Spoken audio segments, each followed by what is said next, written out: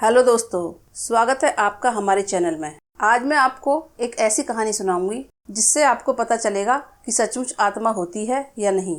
एक बार एक शिष्य गुरुजी से आत्मा के बारे में पूछता है। आत्मा के बारे में बताते हुए गुरुजी ने बोला, आत्मा को न शस्त्र छेद सकते हैं, न अग्नि जला सकती है, न जल उसे गला सकता है और न हवा उसे सुखा सकती है। इस आत्मा का कभी भी विनाश नहीं हो सकता, यह अविनाशी है।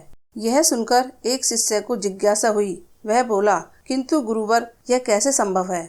यदि आत्मा का अस्तित्व है, वो अविनाशी है, तो भला वो इस नाशवान शरीर में कैसे वास करती है और वो हमें दिखाई क्यों नहीं देती? क्या सचमुच आत्मा होती है?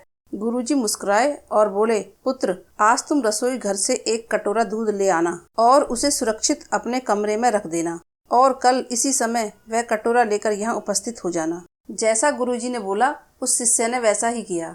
फिर अगले दिन शिष्य कटोरा लेकर उपस्थित हो गया। गुरुजी ने पूछा, क्या दूध आज भी पीने योग्य है?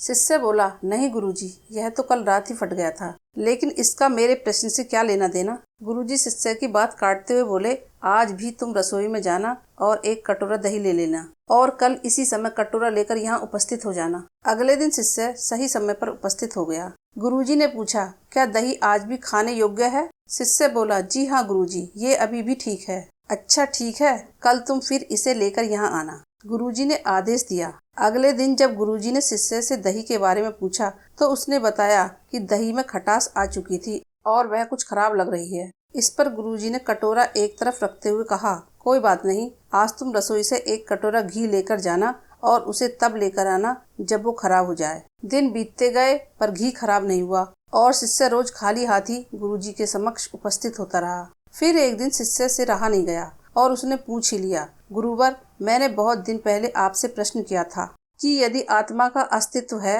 वो अविनाशी है, तो भला वो इस नाशवान शरीर में कैसे वास करती है और वो हमें दिखाई क्यों नहीं देती? क्या सचमुच आत्मा होती है? पर उसका उत्तर देने के बजाय आपने मुझे दूध, दही, घी में उलझा दिया।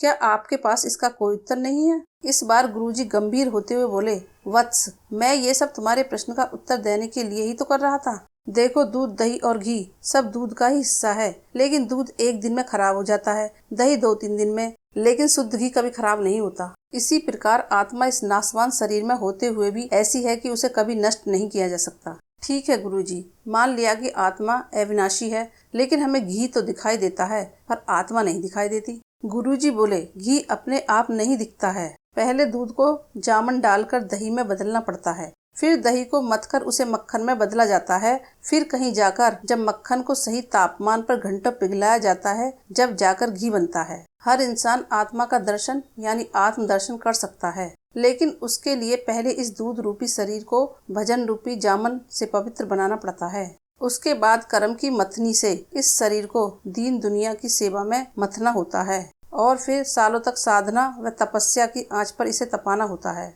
तब जाकर आत्म दर्शन संभव हो पाता है। शिष्य गुरुजी की बात को अच्छी तरह से समझ चुका था। आज उसकी जिज्ञासा शांत हो गई थी। उसने गुरुजी के चरण स्पर्श किए और आत्म दर्शन के मार्ग पर आगे बढ़ गया। अगर आपको ये कहानी अच्छी लगी है तो लाइक करें और आगे ऐसी और कहानी सुनने के लिए चैनल को सब्सक्राइब करें।